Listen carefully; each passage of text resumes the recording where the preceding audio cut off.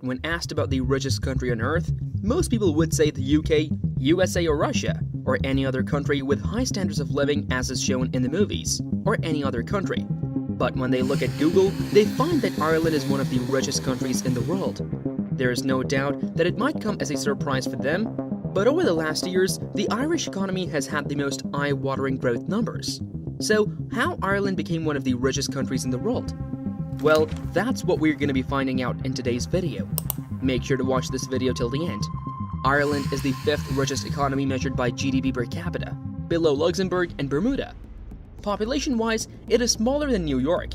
Although it is a tiny island, it has become a popular destination for international businesses such as Apple and Microsoft.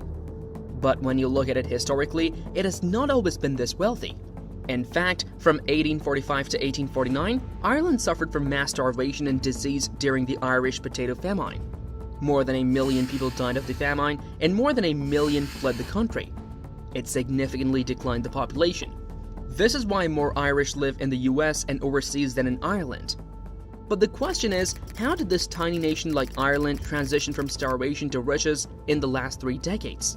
Prior to becoming an independent country in 1922, Ireland was part of the British Empire, where Irish people were treated as second-class citizens. During the Great Depression, Irish people saw what free market economies like the United States were going through when Ireland gained independence from Britain in 1922. However, communist economies such as the Soviet Union experienced rapid industrial development. Apparently, the new Irish administration believes protectionist policies will be in their best interest. Therefore, Ireland started nationalizing and monopolizing its corporations. Additionally, the country banned most foreign investment and trade. As a result, Ireland imposed high tariffs on all imported goods in order to discourage imports from other countries. Apparently, the goal of this policy was to make Ireland a self-sufficient economy. The decision was a mistake because short-term protectionism may work. However, it can be devastating to the nation's economy in the long run. It is possible for protectionism to be effective in countries with a large population and abundant natural resources. But in countries like Ireland, which did not have both of them, eventually the Irish government realized that protectionist policies seldom work. With the goal of improving economic growth, the Irish government began encouraging foreign investment and lifting trade barriers in 1957. As a result of this, nationalized corporations were transformed into private companies so that they could compete in the private market and be more efficient. In order to attract multinational companies, the Irish government established a free economic zone outside Shannon Airport. Due to these economic policies, many international companies started setting up their European headquarters in Ireland.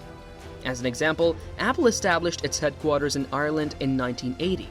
However, none of these things improved the lives of Irish citizens, because companies merely set up offices in Ireland with some accountants instead of creating jobs. For tax reasons, they transfer their earnings to Ireland. Nevertheless, the one thing that improved their lives was when Ireland joined the European Union in 1973, which aided its economic growth. As time passed, however, things worsened again. In the 70s, the oil crisis worsened Ireland's economic situation, with unlimited government spending and a tax rate that reached as high as 50%. Ireland's economic crisis deteriorated further when unemployment reached 17% in 1987, and Irish people once again started migrating abroad for work. So, to solve these economic difficulties, the Irish government started a program called the Talit Strategy. In this program, all the political parties presented their economic reforms to solve the crisis. In order to get out of the crisis, the government cut spending and taxes. As a result, people spend and invest more, which improves the economy. As a result of these expansionary policies, Ireland's economy has forever changed. Due to Ireland's low tax rates, companies were coming here. However, the Irish government did not want multinational companies to set up their tax offices with few accountants. It wanted them to hire Irish people to improve Irish living standards. In the 80s, the Irish government asked, what are the obstacles foreign businesses face in hiring Irish workers? The reason for this was the labor legislation, which was so strict that corporations had difficulty hiring and terminating Irish employees. For this reason, the Irish government began liberalizing its labor laws and other policies to make it easier for businesses to hire. The policies soon showed results, with businesses employing Irish people and the economy improving. Many people called Ireland the Celtic Tiger during the 1990s and early 2000s due to its enormous growth. In fact, from 1995 to 2000, Ireland's economy grew at a consistent rate of 9 or 10%. During that time, it outpaced all other economies. Surprisingly, in 1980, corporate tax rates were 50%, one of the highest in the world. But in the early 2000s, corporate tax rates were just 12.5, one of the lowest in the world. The reduction in the tax rate encouraged many foreign businesses to settle in Ireland. Due to low taxes and low ECB interest rates, many Irish people were starting businesses that fueled the country's economic growth. However, things got serious in 2008 due to its interconnection with Europe and the United States. Ireland's economy was particularly affected by the global financial crisis of 2008. In Ireland, the financial crisis of 2008 was caused by the property bubble fueled by excessive lending by banks to consumers with low incomes. Banks thought property prices wouldn't go down much, so they held property as collateral. It didn't take long for the unexpected to happen, and property prices dropped 12.4% in 2008. During 2009, house prices fell by 18.6%. In big cities like Dublin, they were down 56%. As of January 2009, 326,000 people were living on unemployment benefits. It was the highest level since 1967. In addition, unemployment jumped from 6.5% in July 2008 to 14.8% in July 2012. So, to prevent financial institutions from falling, which would worsen the economy further, the Irish government sought help from the IMF and European Union. The rescue deal included $22.5 billion from the IMF, $22.5 billion from the European Union, and $17.5 billion from the Irish government. And as soon as the Irish economy recovered from the crisis in 2012, it started growing in 2013. However, it all came at a cost, with the government shutting down 41 government institutions and cutting civil servant salaries by 14% to pay back loans. Ireland quickly recovered from the crisis, and economic growth came back in the economy.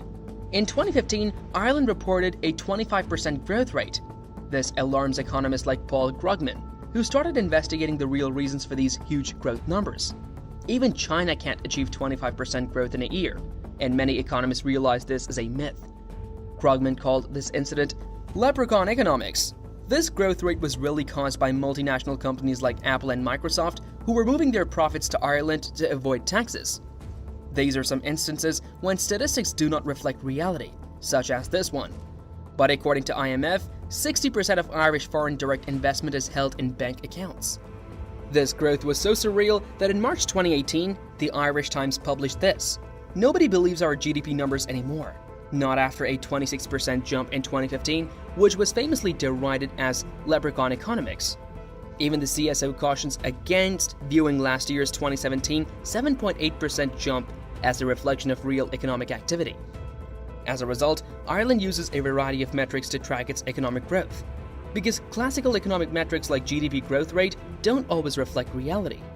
You see, over the years, many multinational companies have taken advantage of Ireland's low taxes to create tax schemes, where they pay little or no taxes. But it had to change as Ireland is starting to increase its corporate tax rates from 12.5% to 15%. That makes people wonder if there is a slowdown in economic growth and international companies leave Ireland. Well, probably not.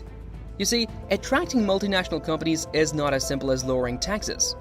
It took decades for these companies to invest hundreds of billions in Ireland to build the right infrastructure. So, this makes it difficult for companies to find alternatives to Ireland.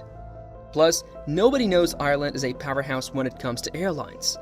Several multinational aircraft leasing companies operate in Ireland. In fact, Ireland manages nearly 22% of the fleet of aircraft worldwide, and a 40% share of the global fleet of leased aircraft. On top of that, it's one of the biggest exporters of pharmaceuticals, medical devices, and software. Today, the Irish economy is diversified, and even in the COVID crisis, it kept growing. The Irish economy went from being poor and third world to being highly advanced. Because of its stable economy and politics, Ireland became a European headquarters for international corporations. That's why people want to live here so badly. So, do you want to live in Ireland? Tell us in the comments. And that's it for today's video. Make sure to give this video a thumbs up and subscribe to the channel for more such videos like this. Don't forget to press the bell icon to get notified when we upload a new video. We'll see you guys in the next one. Until then, peace.